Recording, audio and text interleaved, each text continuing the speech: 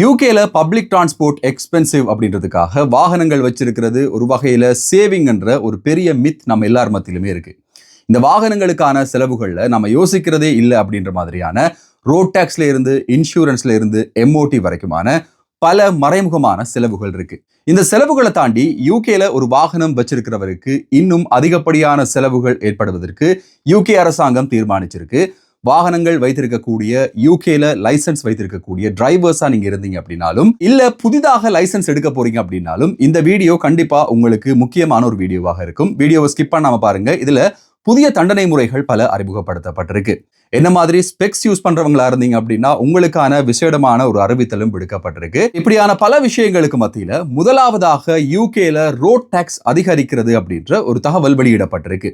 இதுவரை காலமும் 195 பவுன்களாக கொடுக்கப்பட்டிருக்கிற ரோட் டாக்ஸ் இந்த மாதம் முதல் 200 பவுன்களாக அதிகரிக்குது. 200 பவுன்கள் அப்படின்னும் போது 2017 ஆண்டுக்கு பிறகு ரெஜிஸ்டர் பண்ணப்பட்ட அனைத்து வாகனங்களுக்கும் இந்த ஒரு இன்க்ரீஸ் அப்ளை ஆகும் அப்படின்றதுதான் டிவிஎல்ஏ வழங்கி இருக்கக்கூடிய ஒரு புதிய தகவல். எலக்ட்ரிக் காசை பொறுத்தவரையில யூகேல 2034 ஆண்டு அளவில் முற்றுமுழுதாக எலக்ட்ரிக் காசு தான் இருக்கும் அப்படின்ற ஒரு விளம்பரப்படுத்தப்பட்டது. இந்த எலக்ட்ரிக் காசினுடைய மார்க்கெட்டிங்ல இருந்த மெயின் மார்க்கெட்டிங் ஸ்ட்ராட்டஜி என்ன அப்படின்னாலே இந்த ரோட் டாக்ஸ் கிடையாது அப்படின்றதுதான். பெட்ரோலுக்கான செலவுகள் குறையும் என்றதையும் தாண்டி இந்த டாக்ஸை நீங்க பே பண்ண வேண்டியதில்லை அப்படின்றதுதான் எலக்ட்ரிக் காசை மக்கள் வெகுவாக வாங்குறதுக்கு ஒரு காரணமாக இருந்தது. இனி வரும் காலங்களில் ஹைபிரிட் காராக இருந்தாலும் எலக்ட்ரிக் காராக இருந்தாலும் 200 பவுன்கள் டாக்ஸ் கட்ட வேண்டும் அப்படின்ற ஒரு அறிவித்தல் விடுக்கப்பட்டிருக்கு. 195 பவுன்கள்ல இருந்து 200 பவுன்கள் அப்படின்றது குறைவாக இருந்தாலும் இந்த ஒரு டாக்ஸ் அதிகரிப்பானது யூகேல இருக்கக்கூடிய டிரைவர்கள் மத்தியில மிகப்பெரிய ஒரு அதிருப்தியை ஏற்படுத்தி இருக்கு. ECS அப்படின்னு சொல்லப்படுற எக்ஸ்பென்சிவ் கார் சப்ளிமெண்ட் என்கிற ஒரு திட்டம் ஏற்கனவே யூகேல இருந்ததுதான். இந்த திட்டத்திற்கு அமைய இனிமேல் வரும் காலங்கள்ல விலை உயர்ந்த கார்களை நீங்க பயன்படுத்துறீங்களாக இருந்தா நீங்க இந்த டாக்ஸுக்கு மேலதிகமாக வருடம் ஒன்றுக்கு 440 பவுன்கள் கொடுக்க வேண்டியதாக இருக்கும். எலக்ட்ரிக் காசா இருந்தாலும் டீசல் பெட்ரோல் மற்றும் ஹைபிரிட் வாகனங்களாக இருந்தாலும் இனிவரும் காலங்கள்ல 40,000க்கும் அதிகமான வேல்யூவை கொண்ட ஒரு கார் வாங்குறீங்க அப்படின்னா 2வது வருஷத்துல இருந்து அடுத்த 5 வருடங்களுக்கு இந்த 200 பவுன்களுக்கு மேலதிகமாக 440 பவுன்கள் நீங்க பே பண்ண வேண்டியதா இருக்கும். இதை தாண்டி நீங்க ஒரு எலக்ட்ரிக் கார் வாங்குறீங்க அப்படின்னா இந்த எலக்ட்ரிக் கார் 50,000 பவுண்ட்ஸை விட அதிகரிக்குமாக இருந்தா அதனுடைய வேல்யூ 50,000 பவுண்ட்ஸை விட அதிகரிக்குமாக இருந்தா முதல் 2 வருடங்கள் தள்ளி அடுத்த 5 வருடங்களுக்கும் நீங்க 440 பவுன்கள் மேலதிகமாக கொடுக்க வேண்டியதாக இருக்கும். 440 பிளஸ் 200 அப்படின்ற வகையில 5 வருடங்களுக்கு 640 பவுன்கள் நீங்க ரோட் டாக்ஸாக கொடுக்க வேண்டியதாக இருக்கும். இந்த மாற்றமானது இந்த எக்ஸ்பென்சிவ் காருக்கு போறவங்களுக்கு மிகப்பெரிய ஒரு பேரிடியா இருக்கு அப்படின்னா மாற்றுக்கிறது கிடையாது. ஏன்னா பொதுவாகவே ஒரு நல்ல கார் அப்கிரேட் பண்ணணும், ஒரு நல்ல கார் வாங்கணும் அப்படின்றது எல்லாருடைய ஒரு ட்ரீமா இருக்கு. பொதுவாகவே நீங்க ஒரு ரேஞ்ச் ரோவருக்கோ இல்ல BMW SUVக்கோ போறீங்க அப்படின்னா அது சாதாரணமாகவே 60,000 70,000 1 லட்சம் வரையில போகக்கூடும். இப்படியான கார்கள் வாங்கும்போது இனிமேல் டாக்ஸ் அதிகம் அப்படின்றது மிகப்பெரிய ஒரு பெரிய பிரச்சனையா இப்போ மாறி இருக்கு. சரி, ஷோரூம்ல போய் முதல்ல ஒரு கார் வாங்குறீங்க. இது ஒரு ஹை எமிஷன் காராக இருக்கும் பட்சத்துல இந்த ஹை எமிஷன் காருக்கு முதல் வருஷத்துக்கு 5,690 பவுன்கள் டாக்ஸாக பே பண்ண வேண்டியதாக இருக்கும். ஹை எமிஷன் வெஹிக்கிள் டாக்ஸ் அப்படின்ற ஒரு டாக்ஸின் அடிப்படையில 5,690 பவுன்கள் நீங்க முதல் வருஷத்துக்கு ஷோரூம்ல வாங்குற கார்களுக்கு கொடுக்க வேண்டியதாக இருக்கும். 5,690 பவுன்களை நீங்க டிரெக்ட் டெபிட்டாவும் பே பண்ணலாம், மந்த்லி இன்ஸ்டால்மெண்ட்டாவும் பே பண்ணலாம், அல்லது ஒன் டைம் பேமெண்ட்டாவும் பே பண்ணலாம்.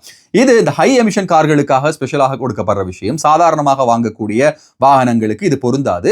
ஒரு ஸ்போர்ட்ஸ் காராக இருந்தாலோ அல்லது அதிகமான CO2 வெளியிடக்கூடிய கார்களாக இருந்தாலோ இந்த ஒரு டாக்ஸ் இனிமேல் அப்ளிகபிள் ஆகும் அப்படின்றதான் இப்போ வழங்கப்பட்டிருக்கிற ஒரு தகவலா இருக்கு. சரி, காரே இல்ல இனிமேதான் லைசன்ஸே எடுக்க போறோம் அப்படின்றவங்களுக்கும் யூகேனுடைய அரசாங்கம் புதிய சட்ட திட்டங்களை முன்வைக்குது. இதுக்கான காரணம் என்னன்னா பல ஏஜென்ட்ஸ் முறைகேடான முறையில இந்த டெஸ்டிங்களை புக் பண்றாங்க. இந்த டெஸ்ட்களை புக் பண்றதுனால பாட்ஸ் பாவிக்கப்பட்டு இந்த பாட்ஸ் மூலமாக புக் பண்றதுனால உண்மையிலேயே டெஸ்டுக்காக காத்திருக்கிறவங்களுக்கு வாய்ப்புகள் இல்லாம போகுது அப்படின்ற ஒரு காரணம் தான். இனிமேல் வரும் காலங்களில் உங்களுக்காக இன்னும் ஒருவர் உங்களுடைய டிரைவிங் டெஸ்ட்டை புக் பண்ண முடியாது.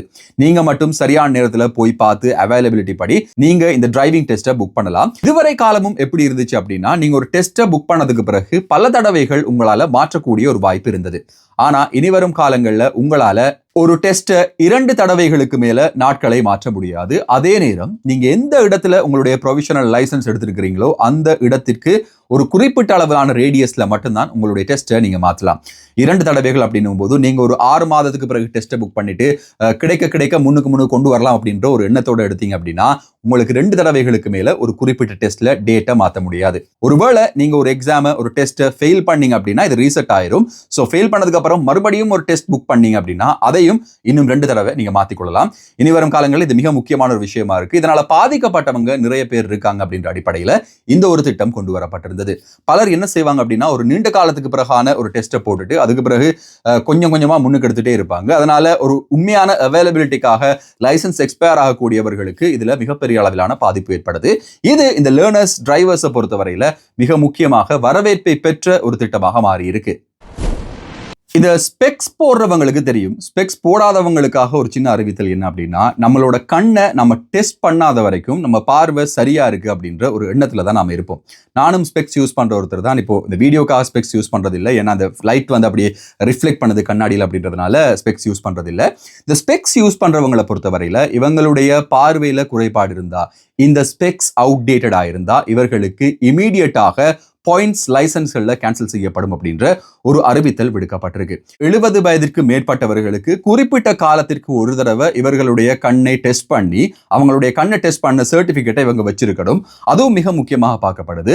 யூகேனுடைய பல வீதிகளில் இப்போ போலீசார் சர்வேக்கு நியமிக்கப்பட்டிருக்காங்க. இந்த போலீசார் என்ன செய்வாங்க அப்படின்னா சாதாரணமாக ரேண்டமாக வாகனங்களை நிறுத்தி அந்த வாகனத்தில் இருக்கக்கூடிய டிரைவரினுடைய ஐசைட் எப்படி இருக்கு அப்படின்றத செக் பண்ண போறாங்க. நீங்க டிரைவ் பண்ணிட்டு இருக்கீங்க அப்படின்னா உங்களுக்கு விஷுவல்ஸ் இல்ல ஐசைட் சரியா இருக்கு அப்படின்ற எண்ணம் உங்களுக்கு இருக்கலாம். ஆனா நீங்க டெஸ்ட் பண்ணாத வரையில அது எந்த அளவுக்கு அக்யூரேட்டா இருக்கு அப்படின்றது உங்களுக்கு தெரியாது. சாதாரணமாகவே உங்களுடைய பிரெயின் ஒரு விஷயத்துக்கு பழக்கப்பட்டிருக்கும். உங்க பிரெயின் பழக்கப்பட்ட மாதிரி நீங்க டிரைவ் பண்ணிட்டு இருப்பீங்க. ஆனா உண்மையான ஒரு ஐ டெஸ்ட்டுக்கு போனீங்கன்னா தான் உங்களுடைய கண்ணில் என்ன பிரச்சனை இருக்கு அப்படின்றது உங்களுக்கு தெரியும். இது சாதாரணமாக நிறைய பேர் இக்னோர் பண்ணக்கூடிய ஒரு விஷயம். இதை இக்னோர் பண்ணாதீங்க. இனி வரும் காலங்களில் இது ரொம்ப ஸ்ட்ரிக்டா யூகேல பார்க்கப்பட போகுது. இந்த ஐசைட் சரியா இல்லாத பட்சத்துல உடனடியாக டிரைவிங் லைசன்ஸ்ல இருந்து பாயிண்ட்ஸ் எடுக்கப்படும். இதுவரை காலம் இது ஒரு செல்ஃப் டிக்ளரேஷனா தான் இருந்தது. உங்களுடைய பாதுகாப்பு உங்களோட அப்படின்ற மாதிரி. இந்த லைசன்ஸ் எடுக்கும்போது ஒரு தடவை உங்களுடைய ஐசைட்டை பார்த்தாங்க அப்படின்னா அதுக்கு பிறகு பார்க்கறது கிடையாது. உங்களுடைய கண்ணாடி எல்லாமே அப்டேட்டா இருக்கா அப்படின்றதெல்லாம் அவங்க பார்க்கறது கிடையாது. இனி வரும் காலங்களில் ரொம்ப அவதானமா இருக்கணும். ஏன்னா வாகனங்களை நிறுத்தி அந்த இடத்திலேயே ஒரு குறிப்பிட்ட தூரத்துல நம்பர்ஸ் மற்றும் லெட்டர்ஸை வச்சு இந்த ஐசைட் செக் பண்ணப்படுது. இதுல ஃபெயில் ஆகும் பட்சத்துல உடனடியாக லைசன்ஸ் கேன்சல் ஆகக்கூடிய வாய்ப்புகளும் நிறையவே இருக்கு. அடுத்த ரொம்பவே முக்கியமான ஒரு விஷயம் ஃப்ளைட் டிப்பிங் அப்படின்ற ஒரு விஷயம். இந்த குப்பைகளை ரோட்ல கொட்டுறவங்களுக்கான தீவிரமான சட்டங்கள் இனிமேல் வரப்போகுது. சாதாரணமாக இதுவரையில 1000 பவுண்ட் வரையில தண்டப்பணங்கள் அறவிடப்படலாம். Fine maybe up to 1000 pounds அப்படின்ற ஒரு விஷயம் தான் இப்போ வரையில சொல்லப்பட்டு வந்தது. இது மாற்றப்பட்டு லைசன்ஸ்ல இருந்து உடனடியாக அபராதத்தோடு சேர்த்து இந்த 1000 பவுண்ட்ஸுக்கு மேலதிகமாக 9 பாயிண்ட்ஸ் நீக்கப்படும் அப்படின்ற ஒரு தகவல் வெளியிடப்பட்டிருக்கு. இது மிக முக்கியமான ஒரு விஷயம். சாதாரணமாகவே இந்த நிறைய இடங்கள்ல யூகேனுடைய பல இடங்கள்ல நீங்க பார்த்திருப்பீங்க, ஒரு கார்ல வந்து ரோட்ல குப்பைகளை கொட்டிட்டு போவாங்க. இப்படியானவங்களை கண்டுபிடிக்கிற முகமாகவும் இப்படியானவங்களை தண்டிக்கிற முகமாகவும் இந்த ஒரு சட்டம் அறிமுகப்படுத்தப்பட்டிருக்கு. இந்த சட்டத்தின் மூலமாக ரோட்ல டிரைவ் பண்ணி போகும்போது மோட்டர்வேஸ்ல குப்பைகளை வாகனங்கள்ல இருந்து தூக்கி எறிகிறவங்க, இது சிகரெட் ஃபில்டராக இருந்தாலும் சரி, குப்பைகளை வாகனங்களை விட்டு தூக்கி எறிகிறவங்களுக்கு 9 பாயிண்ட்ஸ் உடனடியாக நீக்கப்படும். புதிய டிரைவர்களாக இருந்தால் உங்களுக்கு தெரிஞ்சிருக்கும், முதல் 2 வருஷத்திற்கு 6 பாயிண்ட்ஸ் மாத்திரம் தான் உங்களுக்கு இருக்கும். ஸோ ஒரு சின்ன குற்றம் புதிய டிரைவர்ஸுக்கு உடனடியாக லைசன்ஸை கேன்சல் செய்துவிடும். புதிய லைசன்ஸ் எடுக்க வேண்டிய ஒரு கட்டாயத்துக்கு இவங்க தள்ளப்படலாம். இன்னும் ஒரு மிக முக்கியமான திட்டம், 7வது திட்டம் என்ன அப்படின்னா, இது இப்போ வரையில பேச்சுவார்த்தையில் தான் இருக்கு. ஆல்கஹாலுக்கான லீகல் லிமிட்டை குறைக்க போறாங்க. ஆல்கஹால் இன்ஃப்ளூயன்ஸ்ல டிரைவ் பண்ணக்கூடியவர்களுக்கு இதுவரையில ஒரு குறிப்பிட்ட அளவான பாயிண்ட்ஸ் அலவுடா இருந்தது. சாதாரணமாக சொல்லும்போது 2 பாயிண்ட் பியர் அப்படின்னு மாதிரி சொல்லுவாங்க. எனக்கு சரியான லீகல் லிமிட் தெரியல. இப்படியான லீகல் லிமிட்ஸ் இனிமேல் இன்னும் குறைக்கப்பட போகுது. அதுலயும் குறிப்பாக புதிய டிரைவர்களை பொறுத்தவரையில இவங்களுக்காக 0 டாலரன்ஸ் லிமிட் அறிமுகப்படுத்தப்பட போகிறது. 0 டாலரன்ஸ் அப்படின்னும் போது புதிய லைசன்ஸ் வைத்திருக்கக்கூடியவர்கள், 2 வருஷத்துக்கு குறைவான லைசன்ஸ் வைத்திருக்கக்கூடியவர்கள், எந்த விதமான மதுவும் இவங்களுக்கு அலோவ் கிடையாது. ஒரு சிறிதளவான இன்ஃப்ளூயன்ஸோட டிரைவ் பண்ணாலும் இவங்களுடைய லைசன்ஸ் உடனடியாக கேன்சல் செய்யப்படும். இவர்களுக்கு 6 மாதம் வரையில சிறை தண்டனையும் வழங்கப்படலாம் அப்படின்ற ஒரு தகவல் வெளியிடப்பட்டிருக்கு. இப்படியான தகவல்களோடு சேர்த்து இன்னும் மிக முக்கியமாக ANPR பயன்படுத்தி, அதாவது ஆட்டோமேட்டிக் நம்பர் பிளேட் ரெகக்னிஷனை பயன்படுத்தி புதிய வகையில தண்டப்பணங்கள் அறவிடுறதுக்கும் யூகேனுடைய DVLA தயாராகி கொண்டிருக்கு. டிஜிட்டலான ஒரு டிரைவிங் லைசன்ஸும் அறிமுகப்படுத்தப்பட போகிறது. இப்படியான பல தகவல்கள் வெளியிடப்படுற இந்த நேரத்தில் டிரைவர்ஸுக்கு இது மிக முக்கியமான ஒரு விஷயமாக பார்க்கப்படுது. இன்னும் பல விஷயங்கள் இதுல இருக்கு. சாதாரணமாக இந்த டயரினுடைய டெப்த் எப்படி இருக்கணும், இந்த டயரினுடைய கண்டிஷன், சீட் பெல்ட் சம்பந்தமான புதிய சட்டங்கள், சைல்ட் சீட் சம்பந்தமான புதிய சட்டங்கள், இப்படியான பல விஷயங்கள், இதுலயும் குறிப்பாக இந்த விண்ட்ஸ்கிரீன் சம்பந்தமான விஷயங்களும் நிறைவே வந்திருக்கு.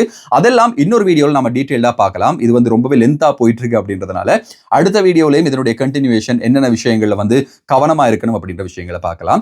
இந்த வீடியோ உங்களுக்கு பயனுள்ளதாக இருந்தா கண்டிப்பா நீங்க ஒரு லைக் பண்ணிட்டு கமெண்ட் பண்ணுங்க.